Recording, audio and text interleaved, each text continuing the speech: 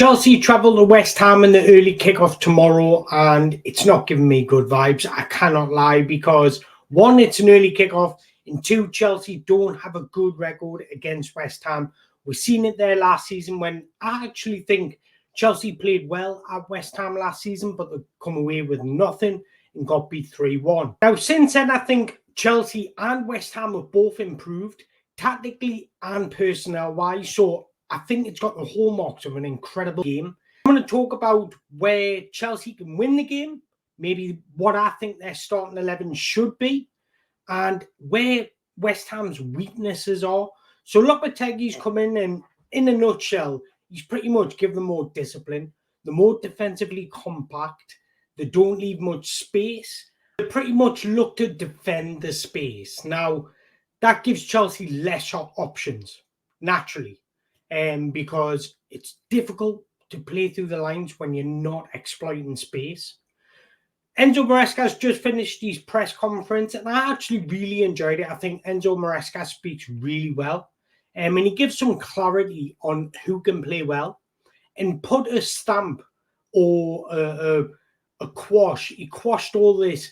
Chelsea have a million wingers. Where do they fit them all in? He pretty much gives some clarity. So he said Noni and Neto are right wingers. Palmer and João Felix are central attack midfielders. And Mudryk, Jadon Sancho are left wingers. Then he said Jackson and Kunku. He missed out Marquis, but then he brought him back in and said he forgot about him. So you've got those three as strikers. And he also emphasised that Kunku can play a little bit deeper as well. So my starting 11, he gives some clarity, and he also said Reece James, unfortunately, will be out, which is incredibly frustrating because I'm a football fan and I want to see the best players making the most of their career. And it absolutely touches me deeply that Reece James just can't seem to get fit. It's horrible news. And what's the worst news about it? He can't really give a time scale on it. Usually when a player gets injured, you either say he's out for 4 weeks, 4 months, you'll be back in 5 months. But with Reece James, it seems to be there's no time scale because you don't know how his recovery will go. But he also said Gusto's not fit as well, which really worries me. Really worries me because you're left with two options. And I hate the first option. Either play Disasi at right back, and if you did that, you've got to think he's coming up against statistically the best dribbler in the league last season in Mohamed Kudus. Or you play Moses Caicedo at right back. Now, my option, but Enzo pretty much quashed this in the interview as well. My option personally would be to give Josh Achimpong a start. But Enzo Maresca pretty much said he's got the quality and he's going to become a very, very good player, but he's not ready yet. That's pretty much in a nutshell what he said in his interview. So I'm not expecting Josh Achimpong to start.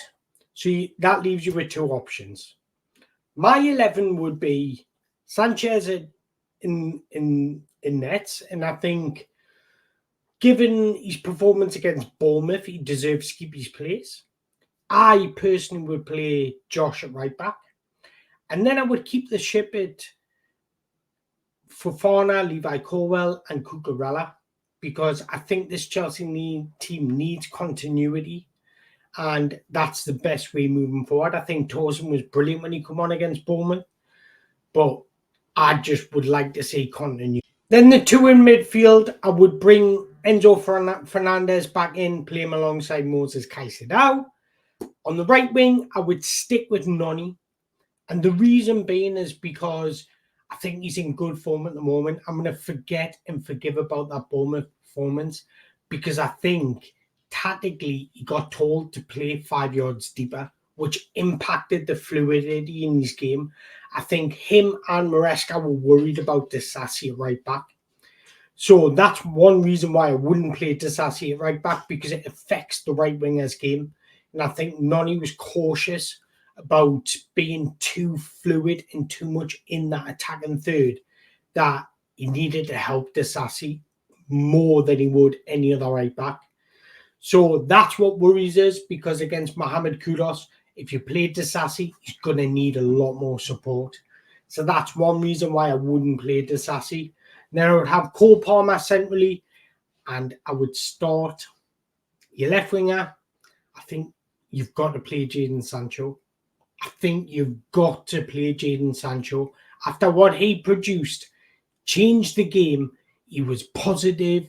He was dynamic.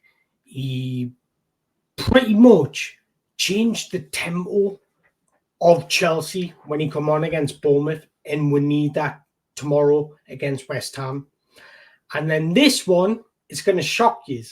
I would actually start Christopher Nkunku, and here's why. West Ham this season, in comparison to last season, are more disciplined. They're more defensively solid. They keep the shape extremely well.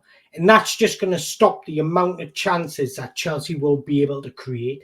So when that one chance comes, when that moment comes, you need to be clinical. And I think Christopher Nkunku is up there with Cole Palmer. It's the best, most composed finisher in Chelsea's squad. Now, if you watch YouTube clips or any clips of Christopher Nkunku at RB Leipzig, you'll realise just how composed, unflustered he is at anywhere inside the 18-yard box. And his ability to work in tight spaces and create separation and get a shot off from either right foot, left foot, doesn't matter. He can score with his head. He can score chip goals. He's extremely clinical and unflustered when the moment arrives. And I think you need that in a game like this. You need to take your chances. You can't squander any chances. Now, that's not saying I would drop Jackson because of bad performances or because he's not good enough. It's more of a tactical thing, because I think bringing Jackson on later on in the game, he's going to stretch that pitch. He's going to make runs down the channels. He's going to get the defenders facing their own goal. And when the legs are tired, that's incredibly difficult to defend against. So that would be my 11, because I think Jadon Sancho is crucial in this game, because his ability to dictate the flow and the tempo of attacks, because of his composure just to stop, invite pressure, that's the key to creating space elsewhere. You need a player like that. I don't think Neto is as composed and resilient on the ball as what Jadon Sancho is. And I think his ability just to wait that split second for an opponent to move out their position before hurting them is going to be key in this game. And I talked about West Ham defending space. They don't like to leave space for the opposition. So Jadon Sancho and Christopher Nkunku are very good pocket players. So is Cole Palmer. But I think they're going to try and mark Cole Palmer out the game. And that's why I think Christopher Nkunku and Jadon Sancho will be crucial in here. Jadon Sancho needs to create width at the right time. He needs to come inside and pick up pockets at the right time. His decision-making in this game can be the difference from Chelsea losing the game to winning the game. And personally, because the way they like to both play, I think Nkunku and Sancho can be a devastating partnership. I think the way they'll use each other and bounce off each other to create chances will be incredibly devastating. Maresca will start Caicedo at right back. You'll play Viega and Fernandez in the middle. And I think you'll start with Jackson up front. That's what I think he'll do. I've given my opinion on what I would do, but I want to hear what you would do. Let us know in the comments whether you agree with me or not. And come on, Chelsea. At least one top four this season. Back in the Champions League where we belong.